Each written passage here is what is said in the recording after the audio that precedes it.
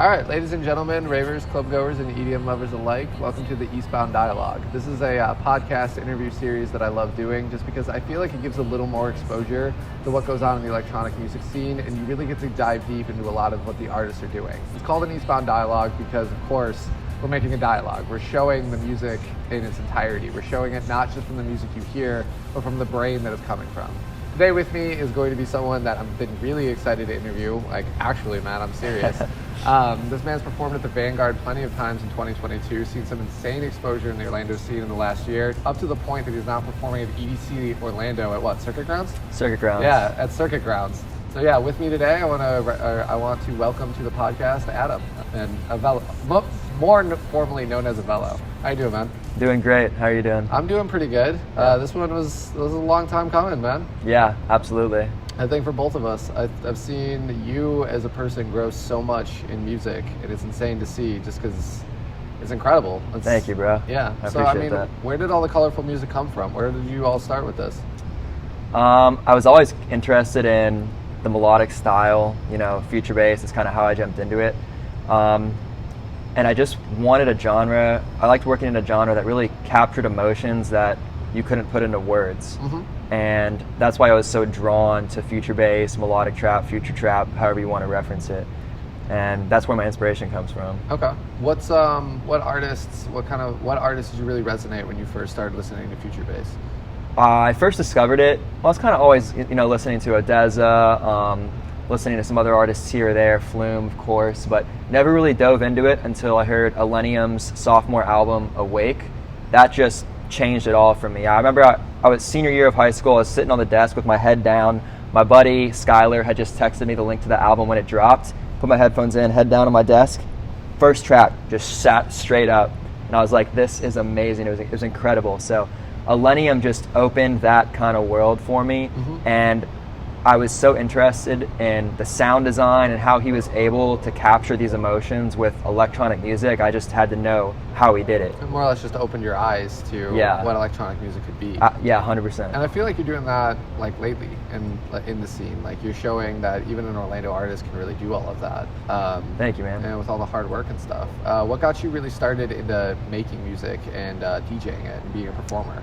So I heard that album. I was starting to get into going to festivals. I just turned 18, so I was able to go to EDC, Life in Color. I guess Life in Color has always been all age or 16 and up or something. But I just started going to some of these festivals like Rare Orlando. I thought the DJing was super cool. I thought the whole scene was super cool. I was so into the music.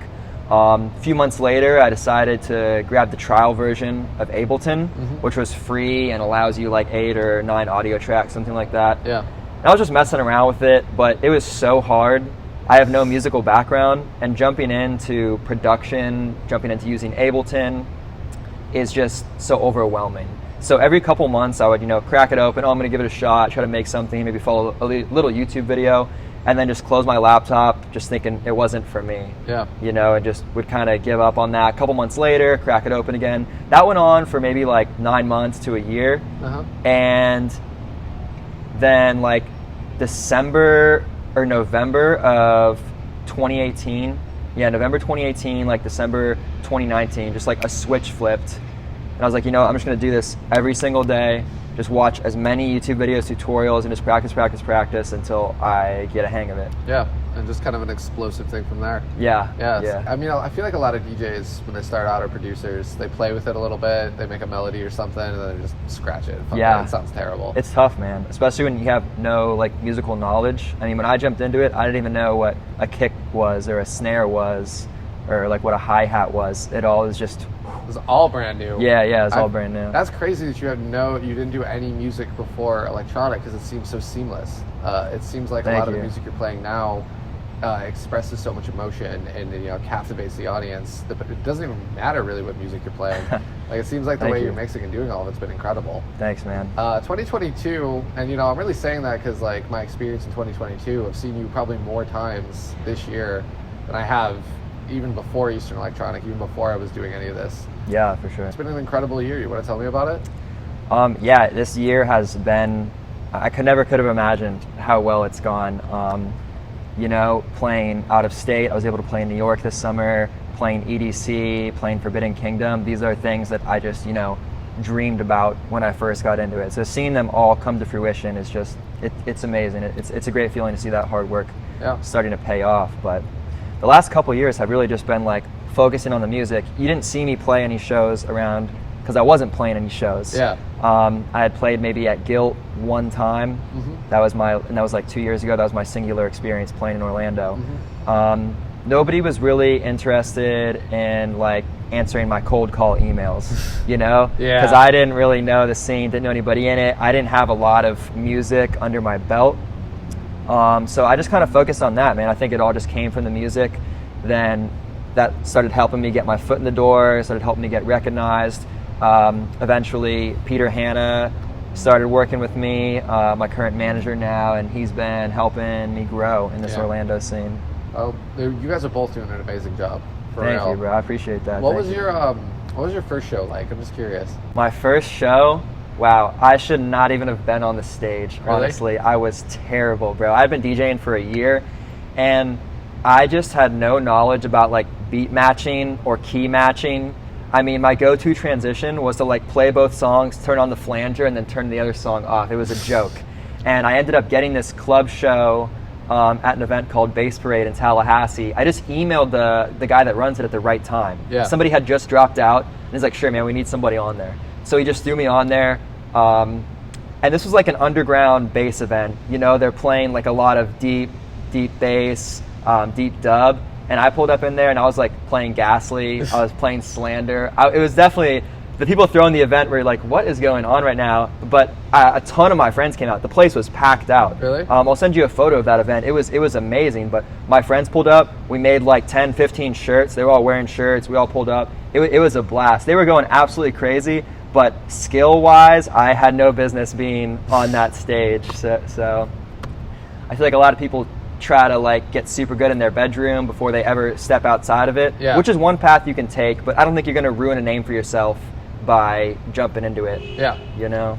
Yeah, man. I mean, I feel like if you're going to go to a deep web set, like Ghastly or some bass house people, that could be a little... Dude, it was... It'd be like a little bit off. Yeah, you know? it was crazy, man. It was crazy. I had like no knowledge of that kind of scene. I just knew it was like a bass EDM event. Yeah. And to me, that was like, you know, I had just gotten into it really. That was kind of the mainstream stuff that I had experienced. So you just kind of walked in and it was just all deep web. Had you even heard of deep web before that? Or vaguely, my buddies were into it. It wasn't something I really listened to or like could prepare a set for. Yeah. But I mean, I was on like 9 to 10 or maybe 10 to 11, whatever the first slot was for that show. So I just kind of pulled up, did my thing, hung around for a little bit, and realized, okay, man, maybe I should have gone a little more underground. And it was funny. Afterwards, I asked the promoter, I was like, hey, man, I mean, it was my first show, you know, hey, man, you got any feedback for me? Like, what could I do better? He just said back, mixing. Just mixing in just general? Just mixing, bro, just mixing. Like, the music was fire, but you should probably put it together a little more, Yeah, so I felt like I definitely kind of jumped in a little bit over my head with that first show, but it was still an awesome experience, and everybody in the crowd, all my friends, we just had a blast. Okay. So since then, I feel like you've probably been able to tailor your music a little more and tailor the sets to the crowd and everything and create more of an experience. Yeah. Or at least personally, that I would say you have. Thank you. So what kind of experience are you really going for when you're performing? I want people to come and feel like they're really experiencing a show, something that was planned, not quite just, oh, here's this song, that song. I want things to flow seamlessly and carry an energy through the room. You know, I like to have a little bit of emotion, but I also like to have a lot of fun. And I try to, as I'm planning my sets, have both of those mindsets. Okay, you know, maybe here's 2 or 3 tracks that everybody can kind of, you know, get in the feels to a little bit, can resonate with on an emotional level, but let's get back to these and, you know, have some fun over here. Remember, like, we're out to party, we're out to enjoy ourselves and have a good time. So I try to find that balance, you know, as well as working as much of my own music in as possible. Yeah, and it's exciting. It's been insanely cool to see. Thank you, bro. I appreciate that. When I've been seeing you live, and you even said you're working a lot of your music into it, I really feel a lot of the tracks. Yeah? I think they go a little bit deeper than a lot of other artists. And it makes sense. Thank you. Melodic dubstep, future bass, that whole area and that whole genre. So, like, what kind of feeling are you really going for with those sorts of tracks? Yeah, what do you want to express? That's hard to put into words because in my music, I kind of like finding that feeling, finding that emotion that is difficult to put into words. It's almost like when I'm writing my chords, my melodies, I want things to feel a little bit bitter, a little bit somber, but hopeful. Yeah. And have this kind of like angsty but uplifting balance to them, and that's tough to put into words, but when I hear it. It's more or less keeping like a positive attitude in a dark time. Yes. Or like right at that peak, that cusp, that turnaround where things start getting better. Yes, almost. 100%. That's what I like to go for. Okay. What's your favorite track that you've made so far? I would say Until I Die. Until I Die is my favorite track. Just I made that whole song and start to finish in like 48 hours, and pretty much it was just done right there, and I never touched it again. And I just thought it was one of my favorites. I love the melody, I love the lyrics, and I love the chords of that track, the flow. I feel like I stepped outside my comfort zone on the second drop. I'm not sure how familiar you are with that one, but I just feel like as a single, if I was to put like a single track that I said best represents myself and my sound, it would be Until I Die. Are you gonna play it at EDC? Oh yeah, 100%. It's in every set. Okay. Yeah. What are your plans for EDC, man? What should we be expecting? So I got 3 sets that weekend. One of them isn't officially announced, but I'm playing Saturday at Electric Beach, 3 to 4 p.m. I'm playing Saturday night at the Vangaurd with Slander and Ray Volpe for the after party. Ooh. And then my main set, Sunday, Circuit Grounds, 1 p.m. to 2:25. And those sets are going to overlap a little bit, but I want to bring a different energy to each one of them, and different tracks to each one of them. Saturday at Electric Beach, I just want to have fun, have a good time. Yeah, dude, you're in Corona Beach. Yeah, it's a vibe. Yeah, man, everybody's there to have fun. Not too much on the heavy side, more on the melodic side, upbeat, uplifting, fun stuff. Saturday night, I just want to play fun and heavy. I think Slander and Ray Volpe, those artists just bring so much energy. Yeah. I want to set the room up properly and just have a great time with the music that I'm playing. Sunday is going to be a little bit more niche as far as like my genre. A little bit more underground music that I'm going to think people haven't really come across yet in the melodic genre, and as much of my own music as I can fit into that set. That's the plan right there. So I'm striving for each set to be at least 50% different from the last. Okay. And EDC is a pretty big venue, man. Yes. It's a huge venue. Yeah. And I'm sure like you're playing basically 3 of the biggest spots in downtown or in Orlando this time. So I mean, I'm here to see 3 different sets. I feel like it'll be 3 different sets. It's gonna be 3 different sets. I feel like you can show off everything in that, like your full music range, like the full library. Yeah. And, like get the different vibes. Yeah. Absolutely. If you could perform, and this is just a random question because I like asking it. As your career's been going up, you've been seeing EDC right now. If you could perform anywhere in the future, where do you think you're going to perform? Or where would you want to perform? I guess, as cliche as it sounds, a bucket list for everybody is Red Rocks. Red Rocks? Yeah, that would just be a dream come true. I feel like, dude, that would be such a vibe. Yeah. Like as it keeps coming up, the music keeps coming, like, dude. Yeah, Red Rocks is, everything there is just on a massive scale. I will try to be there. I will very much try to be there. Like, that'd be awesome. Just from this interview, I know how important that is. Like, that'd be cool to see. Yeah, that would be incredible. Cool, man. Last question. What's the future of Avello? Where do you really see this project going? I really want to carve out my sound farther into the niche, and find my own lane.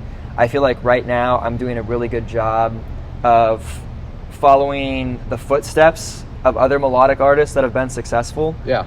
But I can only do that for so long. I gotta find my own lane there, find my unique sound. Yeah. And that's really what I'm working towards. I'm sitting on a lot of music right now that I'm going to be releasing over the next couple years that I think fits that lane. Yeah. And I'm really pumped for it.